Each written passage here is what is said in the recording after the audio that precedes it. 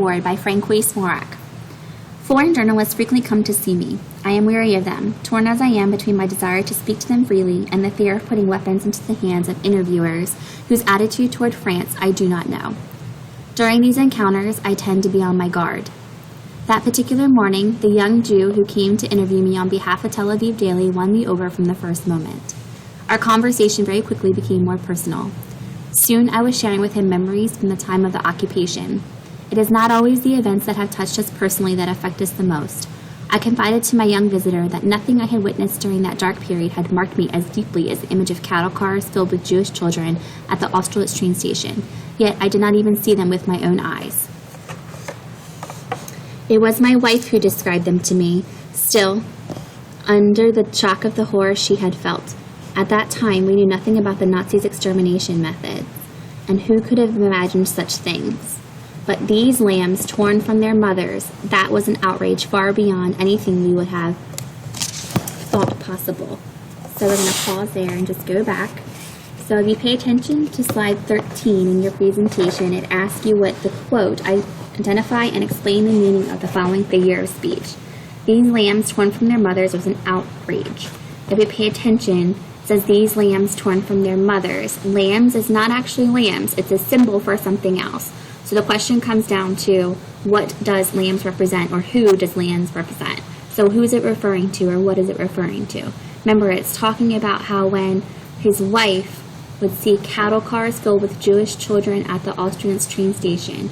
Did not even see them with my own eyes. It was my wife who described them to me, still under the shock of the horror she had felt. So lambs is referring to who? Take a look. Okay? I believe on that day, I first became aware of the mystery of the iniquity whose exposure marked the end of an era and the beginning of another. The dream conceived by Western man in the 18th century, whose dawn he thought he had glimpsed in 1789, and which until August 2nd, 1914, had become stronger with the advent of the Enlightenment and scientific discoveries. That dream finally vanished from me before those trainloads of small children. And yet I was still thousands of miles away from imagining that these children were destined to feed the gas chambers and crematoria. Crematoria is like a giant oven, in more or less words. Crematory, remember when you think if you're cremated, basically you're turned to ashes. Gas chambers is exactly what it sounds like. Think about any kind of gas that you would have exposed to your lungs and what it would do to you.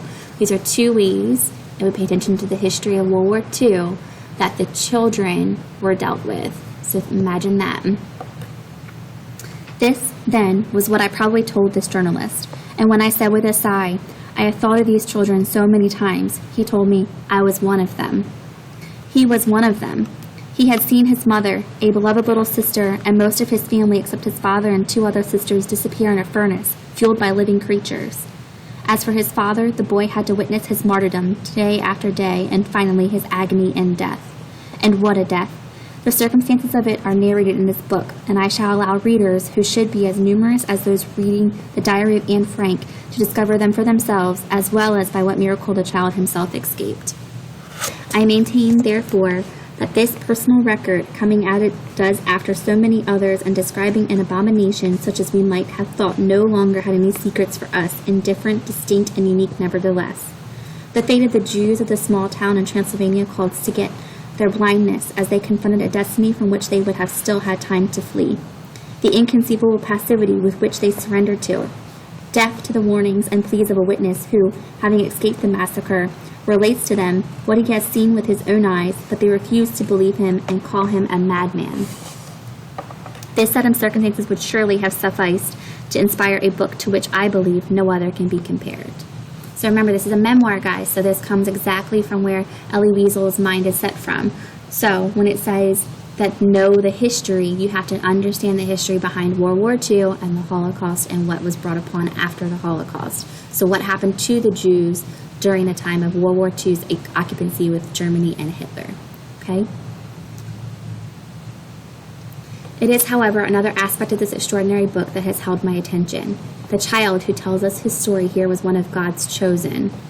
From that time he began to think he lived only for God, studying the Talmud, eager to be initiated into the Kabbalah, wholly dedicated to the Almighty. Have we ever considered the consequence of a less visible, less striking abomination, yet the worst of all for those of us who have faith, the death of God in the soul of a child who suddenly faces absolute evil? Let us try to imagine what goes on in his mind as his eyes watch rings of black smoke unfurl in the sky, smoke that emanates from the furnaces into which his little sister and his mother had been thrown after thousands of other victims. Never shall I forget that night, the first night in camp that turned my life into one long night 7 times sealed. Never shall I forget that smoke. Never shall I forget the small faces of the children whose bodies I saw transformed into smoke under a silent sky. Never shall I forget those flames that consumed my faith forever. Never shall I forget that nocturnal silence that deprived me of all eternity of the desire to live. Never shall I forget those moments that murdered my God and my soul and turned my dreams to ashes. Never shall I forget those things, even were I condemned to live as long as God himself. Never. So if you look again on slide 13, number 2 asks you to identify and explain the significance of the following figure of speech. Never shall I forget, never shall I forget, never shall I forget. So this is repetition. Basically what I want you to think about is in this passage here, when he's repeating, never shall I forget, never shall I forget, never shall I forget, what is it doing to you as a reader? What effect does the repetition have on you as a reader? So how does it make you think? How does it make you feel when you keep repeating, never shall I forget, never shall I forget? It should make you feel a certain type of way. It should make you know a certain thing. So in repeating never shall I forget repeatedly, this repetition is doing something to your mind.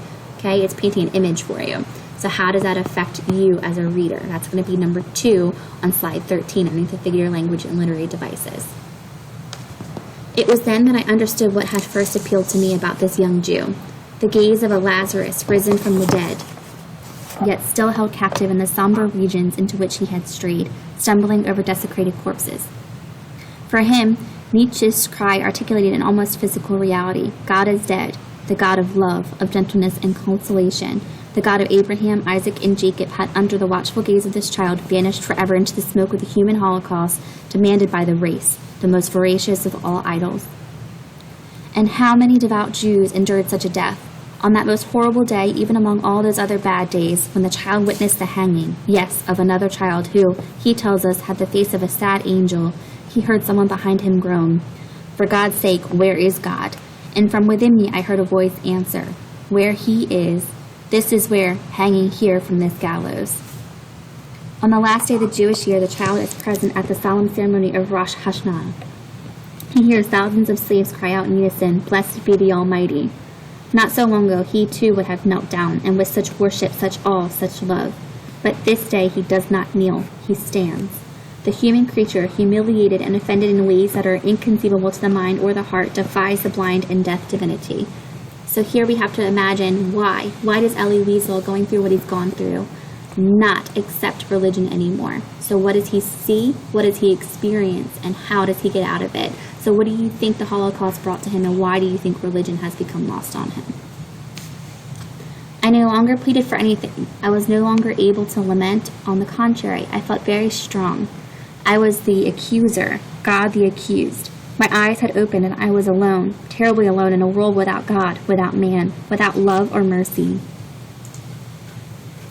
I was nothing but ashes now. I felt myself to be stronger than this. Almighty, to whom my life had been bound for so long, in the midst of these men assembled for prayers, I felt like an observer, a stranger. And I, who believe that God is love, what answer was there to give my young interlocutor, whose dark eyes still held the reflective of the angelic sadness that had appeared one day on the face of a hanged child? What did I say to him? Did I speak to him of that other Jew, this crucified brother who perhaps resembled him and whose cross conquered the world? Did I explain to him that what had been a stumbling block for his faith had become a cornerstone for mine, and that the connection between the cross and the human suffering remains, in my view, the key to the unfathomable mystery in which the faith of his childhood was lost? And yet, Zion has risen up against out of the crematoria and the slaughterhouses. The Jewish nation has been resurrected from among it thousands of dead. It is they who have given it new life. We do not know the worth of one single drop of blood, one single tear. All is grace. If the Almighty is the Almighty, the last word for each of us belongs to him. That is what I should have said to the Jewish child, but all I could do was embrace him and weep. So your last question is how Elie talks about how his book was denied and rejected numerous times before someone agreed to publish it. Have you ever experienced anything in your life that resulted in multiple failed attempts? And what connections can you make to your own life?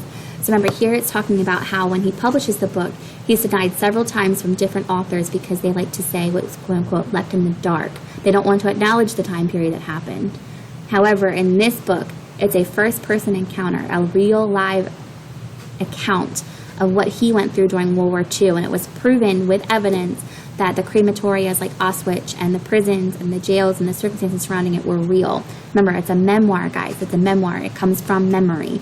So with that said, how would his denial and rejection numerous times by other people to publish this book leave a bad taste in his mouth, or how would it have changed his life? And have you ever experienced anything in your life that resulted in multiple failed attempts, and what connections can you make to it? So how did you feel after multiple failed attempts, and how did you take those multiple failed attempts? All right?